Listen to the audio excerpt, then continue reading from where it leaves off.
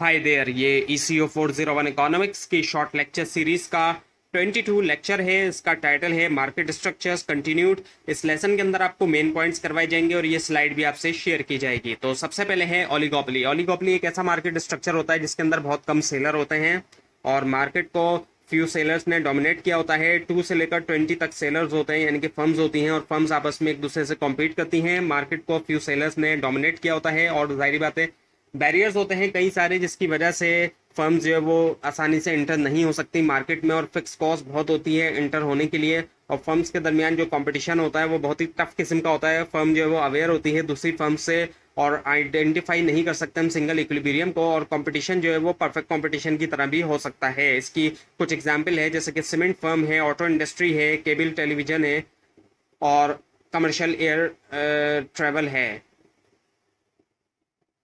So difference जो है oligopoly और दूसरे मार्केट स्ट्रक्चर्स के दरमियान क्या डिफरेंस है। ओलिगोपोली के अंदर मार्केट को डोमिनेट किया होता है फ्यू फर्म्स ने, स्मॉल नंबर ऑफ फर्म्स ने, और एक फर्म जो है वो अवेयर होती है दूसरे फर्म के एक्शन से, और एक फर्म जो है वो उसका डिसीजन इन्फ्लुएंस करता है दूसरे फर्म के डिसीजन को, और पॉसिबल नहीं होता इसके अंदर कि आइडेंटिफाई किया जा सके सिंगल इक्विलिब्रियम।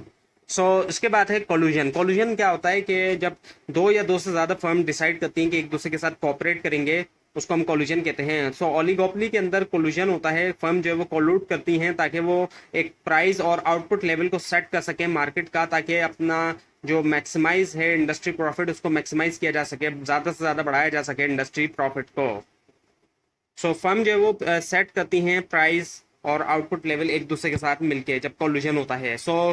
दो पॉसिबल सिनेरियो हैं ओलिगोपोली के अंदर। एक तो कोलूसिव ओलिगोपोली होती है जिसको कार्टेल भी कहते हैं, और नॉन कोलूसिव ओलिगोपोली। कोलूसिव ओलिगोपोली जिसको कार्टेल भी कहा जाता है, इसमें क्या होता है कि फर्म्स एक दूसरे के साथ कोऑपरेट करती हैं ताकि वो मिलके प्राइस और आउटपुट को डिसाइड करती हैं या किसी एक चीज को डिसाइड करती हैं, और इससे जाहिर बात है फर्म आपस में एक दूसरे से कंपटीशन से भी बच जाती हैं और एक दूसरे के साथ मिलके जब वो प्राइस या क्वांटिटी डिसाइड करती हैं तो ज़्यादा से ज़्यादा अपना प्रॉफिट मैक्सिमाइज करती हैं। जो इसकी बहुत बड़ी एग्जांपल है कोलूसिव ओलिगोपोली या कार्टेल की, वो है ओपेक की। कार्टेल वैसे किसको कहा जाता है? जो कार्टेल बनाया जाता है ओलिगोपोली के अंदर, कोलूसिव ओलिगोपोली में कार्टेल जो है एक ग्रुपिंग होती है प्रोड्यूसर्स की, फर्म्स की जो है वो ग्रुपिंग होती है। वो फर्म्स जो है वो आपस में मिल के वर्क करती हैं ताकि अपने मफाद को, जाहिर बात है अपने मफाद के लिए वो एक दूसरे के साथ मिल जाती हैं। और कार्टेल जो होता है एक फॉर्मल एग्रीमेंट होता है फर्म्स के दरमियान। यही चीज़ दिखाई जा रही है कि कार्टेल के अंदर फर्म्स जो है वो मिल जाती हैं और वो एक तरह से मोनोपोली बन जाती है उन फर्म्स की।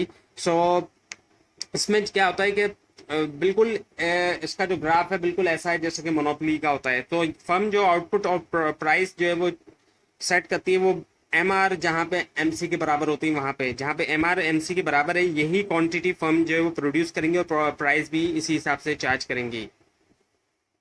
Non collusive oligopoly. Non collusive oligopoly के अंदर क्या होता है कि हर फर्म की अपनी प्राइस होती है और आउटपुट पॉलिसी होती है और दूसरी फर्म से उसका ताल्लुक नहीं होता।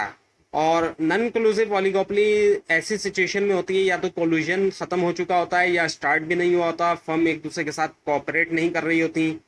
इस वजह से भी होता है, फर्म जो है एक फर्म ने दूसरी फर्म को चीट किया होता है, इस वजह से भी होता है। क्योंकि जाहिर बात है फर्म जो है वो कॉपरेशन करना फर्म्स के लिए फायदेमंद है, लेकिन कई सारे रीजंस ऐसे होते हैं जिसकी वजह से फर्म्स एक दूसरे के साथ कोऑपरेट नहीं करती, इस वजह से वहां पर नॉन कोलूसिव ओलिगोपोली देखी जाती है। पाकिस्तान के अंदर कोलूसिव ओलिगोपोली चल रही थी अभी कुछ साल पहले तक गाड़ियों के अंदर।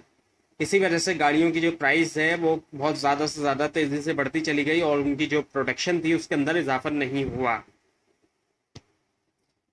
Now the collusion and game theory.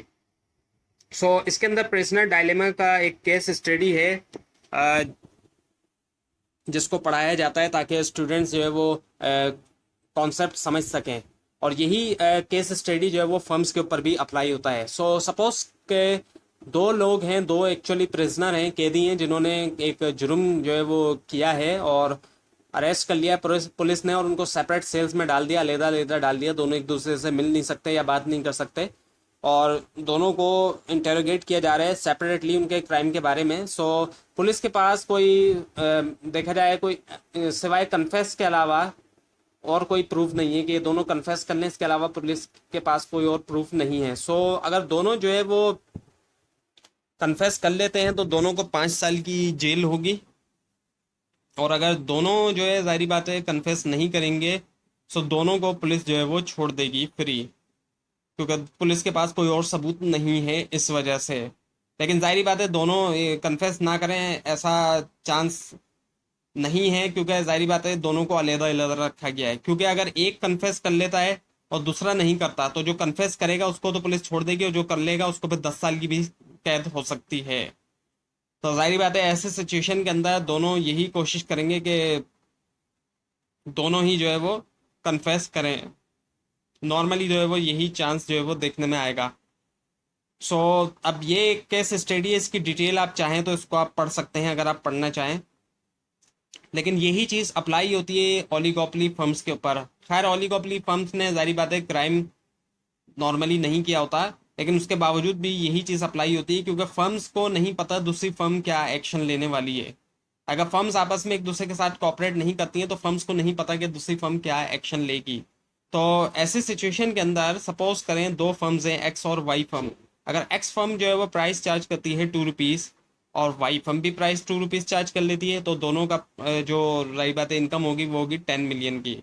और अगर एक्स फर्म चार्ज करती है 1.8 और वाई फर्म चार्ज करती है 2, तो वाई को मिलेगा 5 मिलियन और एक्स को मिलेगा 12 मिलियन। और अगर एक्स चार्ज करती है 2, वाई चार्ज करती है 1.8, तो वाई को मिलेगा 12 मिलियन, एक्स को मिलेगा 5 मिलियन। और दोनों ही 1.8 चार्ज करेंगे तो 8 मिलियन दोनों को मिल जाएगा। लेकिन जाहिर बात है दोनों एक दूसरे के एक्शन को नहीं जानती, और अगर दोनों 1.8 चार्ज कर लेती हैं तो 8 मिलियन प्रॉफिट जो है वो या इनकम अर्न कर सकती हैं, और ये कहलाई जाएगी मैक्सिमम स्ट्रेटजी। और अगर दोनों 2 रुपीज़ चार्ज कर लेती हैं तो ये कहलाया जाएगा मैक्सीमैक्स स्ट्रेटजी, जहाँ पर दोनों जो है वो 10 मिलियन जो है वो अर्न कर सकती हैं। सो अब इसके 4 पॉइंट्स हैं जो आपको समझाए गए, इसी के 4 पॉइंट्स यहाँ पर लिखे हुए। अगर आप इनको चाहें तो आप इनको रीड कर लीजिएगा ज़्यादा डिटेल के लिए। सो मैक्सिमम स्ट्रेटजी पीछे भी आपको बताया गया और यहाँ पे भी लिखा हुआ दिखाया जा रहा है। सो मैक्सिमम स्ट्रेटजी एक ऐसी स्ट्रेटजी होती है गेम थ्योरी में जहाँ पर एक प्लेयर यानी कि एक फर्म जो है वो डिसीजन लेती है जिससे उसको बेस्ट ऑफ वर्स्ट आउटकम मिल जाता है। बेस्ट ऑफ वर्स्ट, वर्स्ट का बेस्ट आउटकम उसको मिल जाता है। यानी कि जो यहाँ पर 8 मिलियन का की अर्निंग है एक्चुअली, वो जो है बेस्ट ऑफ वर्स्ट है, वर्स्ट का बेस्ट आउटकम है। और मैक्सीमैक्स स्ट्रेटजी में क्या होता है कि ऐसा डिसीजन लेती है फर्म जिससे उसको बेस्ट ऑफ बेस्ट आउटकम मिलता है। So best of best outcome होता है यहाँ पर जहाँ दोनों फर्म्स जो है वो 2 रुपीज़ चार्ज करेंगे 10 मिलियन, यानी कि so best of best outcome वहाँ पे मिलता है। सो ये फ़र्क है इन दोनों के अंदर मैक्सिमम और मैक्सीमैक्स स्ट्रेटजी में। और आखिर में है फिर डोमिनेंट स्ट्रेटजी। अब इससे मुराद एक ऐसी सिचुएशन है, एक ऐसी सूरत हाल है जहाँ एक प्लेयर जो है यानी कि एक फर्म के पास एक सुपीरियर किस्म की जो है वो टैक्टिक होती है, यानी कि एक बैटर जो है वो उसके पास हिकमत अमली होती है, बेहतर हिकमत अमली होती है, कतई नज़र इसके कि उनका मुखालिफ जो है वो कैसे जो है वो खेलता है। सो इसको कहते हैं डोमिनेंट गेम स्ट्रेटजी। तो ये हुआ लेसन नंबर 22 जो कि मिड टर्म से पहले का लास्ट लेसन है। आपको अगर इस बारे में कोई भी क्वेश्चन है तो नीचे कमेंट कीजिए, और इन स्लाइड्स को आप नीचे डिस्क्रिप्शन बॉक्स में दिए गए लिंक से हासिल कर सकते हैं। Thanks for watching this video and best of luck for your exams.